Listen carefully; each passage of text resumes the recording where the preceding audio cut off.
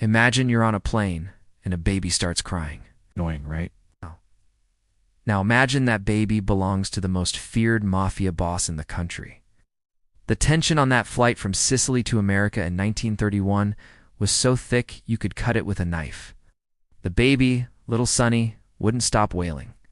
His father, the infamous Lucky Luciano, was getting more and more agitated. The other passengers, a mix of tough guys and nervous travelers, were frozen in fear, not daring to even look in his direction. The flight attendant was terrified. Luciano's men tried everything rocking the baby, offering him toys, even making silly faces, but nothing worked. The crying just got louder. It felt like the whole plane was a ticking time bomb, and everyone knew who was holding the fuse. Just when it seemed like things were about to explode, a woman stood up. She wasn't one of Luciano's crew. She was a regular passenger. A Jewish woman from a humble background named Pusher Tisi. She walked calmly down the aisle, her eyes fixed on the screaming infant. You could hear a pin drop. Everyone expected the worst. Luciano's bodyguards tensed up, ready to stop her. But Luciano, perhaps out of desperation or curiosity, just watched her. He gave a slight nod, a silent permission. Pusher reached the seat, looked Luciano straight in the eye, and then gently took the baby from his arms. She held Sonny close, humming a soft, ancient lullaby.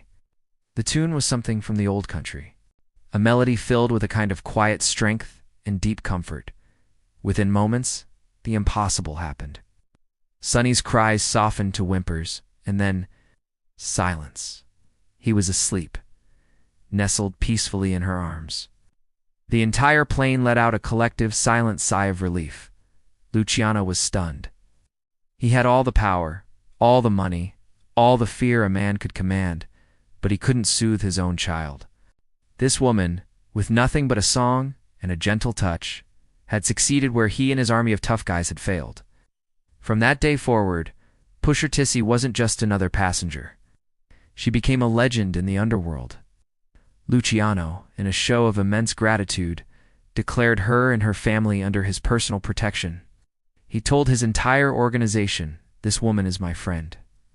If anyone ever harms her or her family, they will answer to me." This wasn't just a casual promise. It was a decree backed by the most powerful criminal network in America. The Tisi family was untouchable. They were given a special status, a shield that no one dared to test. For the rest of their lives, they lived without fear of the violence and chaos that often swirled around them, all because of a simple act of kindness on a noisy airplane. This story spread like wildfire through the ranks of the mob. Pusher became known as the baby whisperer of the Mafia. Other mobsters facing the same universal problem of a crying baby would come to her. They'd show up at her door, hats in hand, these big, intimidating men, humbly asking for her help, and she always did. She'd take the baby, hum her lullaby, and work her magic. She never asked for money. Her payment was the respect and protection she earned, a currency more valuable than cash in the world she inhabited. She became a godmother in the truest sense, not through crime, but through compassion.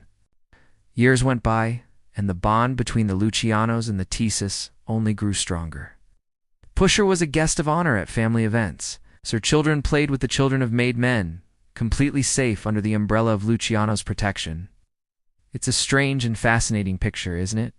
A world of organized crime, so often defined by its brutality, being touched and changed by the gentle power of a mother's lullaby. It shows that even in the darkest of places, simple human decency can shine through. This protection extended far beyond just keeping them safe from rival gangs. When one of Pusher's relatives got into some legal trouble, a single phone call was made. The problem just ... disappeared. When they needed a loan to start a business, the money appeared, no questions asked, with impossibly good terms. The family prospered, not because they were part of the criminal enterprise, but because they were friends of the boss, a friendship forged in the crying of a baby at 30,000 feet. The story of Pusher Tisi and Lucky Luciano is a powerful reminder that influence comes in many forms. It's not always about force or fear. Sometimes the greatest power lies in empathy, courage, and the willingness to step forward when everyone else is stepping back. Pusher didn't have a weapon or an army. She had a lullaby and a mother's instinct. And on that day, it was more powerful than the entire Mafia combined. She saw a baby in distress and a father at his wit's end, and she acted. She didn't see a mob boss. She saw a parent in need. This true story has been passed down through generations, a piece of folklore that highlights the complex, often contradictory nature of these historical figures. Lucky Luciano, the architect of modern organized crime, a man responsible for untold violence, was also a father who loved his son and was capable of immense gratitude. And Pusher Tissy, an ordinary woman, showed that extraordinary courage isn't about fighting, but about caring. She took matters into her own hands, not with force, but with love. And in doing so, she secured a lifetime of safety and respect for her entire family. It's a testament to the unexpected connections that can form in the most unlikely of circumstances. It proves that a single act of kindness can ripple outwards, creating waves of change that last for decades. So the next time you hear a baby crying on a plane, maybe you'll think of Pusher Tissy. You never know whose life you might change. Thanks for watching. If you found this story as fascinating as I did, make sure to like, subscribe, and hit that notification bell so you don't miss our next dive into the hidden corners of history. See you next time.